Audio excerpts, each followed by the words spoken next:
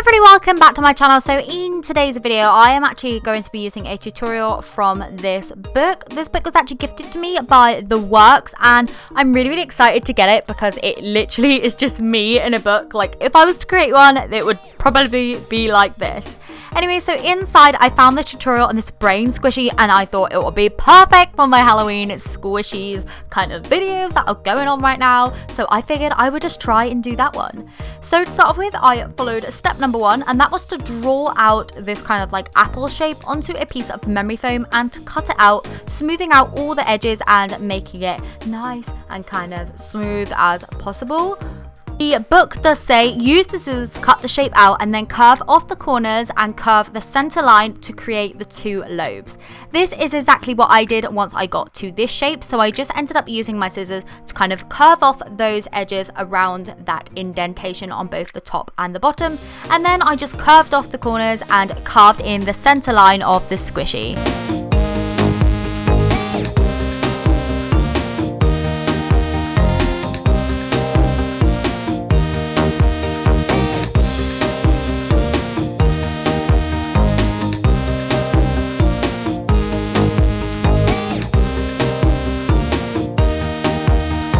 Once I had the basic shape like this, I just went in with loads of small little snips all the way around the squishy to make it nice and smooth as possible.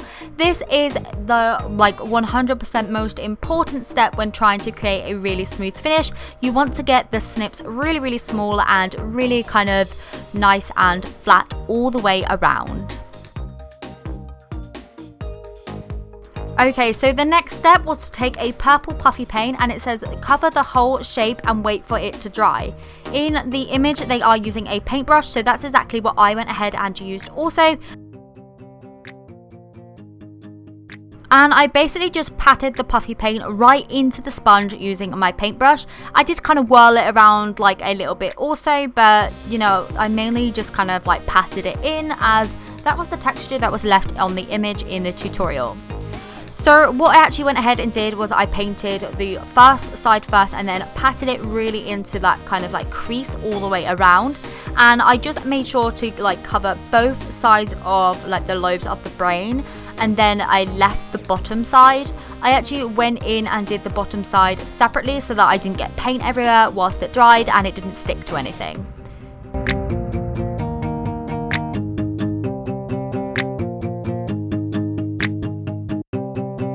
So once one side had dried, I then went ahead and did the other one like I just previously said, and then once both sides were completely dry, the kind of tutorial tells you to go in with pink puffy paint to draw wiggly lines all over the look like brain folds.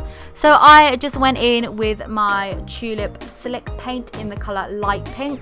I didn't actually have any puffy paint. I know I have a glow one, but I didn't want to use that for this tutorial, so I just used a light pink slip paint by Tulip, and to be honest it worked really well.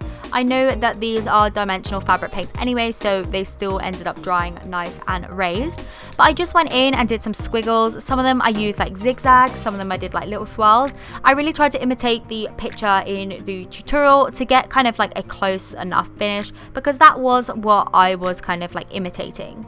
It also says in the book that if you want to personalize this design, to replace the pink wiggles with words and memories that are in your brain instead.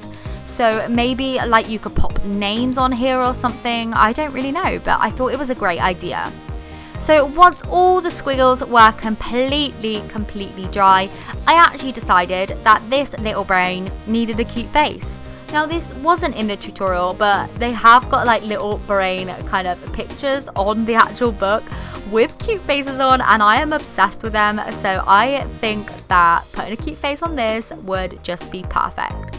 So I actually decided to do it on one of the sides of the lobes of the brain, just because when I tried to do it at the front I'd like struggled to put the mouth in the middle. So yeah, I just decided to do it on one of the flat sides, and I just did the usual face that I like, you know, the big eyes, the big open mouth, the little tongue inside, and the highlight on the eyes.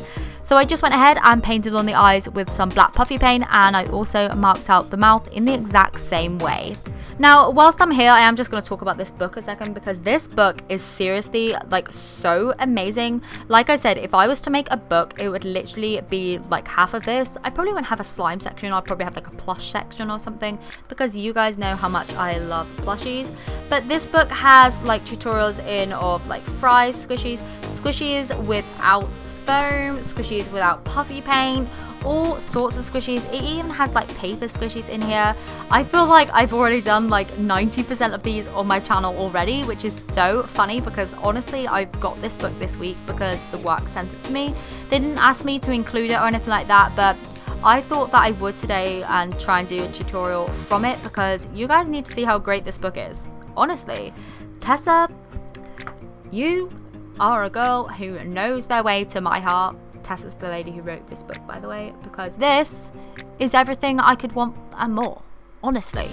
So anyway, that is the end of this tutorial. Here is how it turned out in the book. They did actually insert a little tag in it, which I thought was a really genius idea. They actually used a hairpin to attach it, which I thought would, was really cool. But I didn't want to add a tag because I end up like breaking them all the time anyway. So I just kept it like this, and I'm really, really happy with how it turned out. I think it looks really super cute. It's not 100% slow rising because I've only got one layer of paint on there, but I did want to follow the instructions, and up to a point. I kind of feel like I did a good job anyway. So anyway, I hope you enjoyed this video. If you did, please do give me a thumbs up, as it helps me along my way, and I'll see you tomorrow. Bye! Bye bye bye.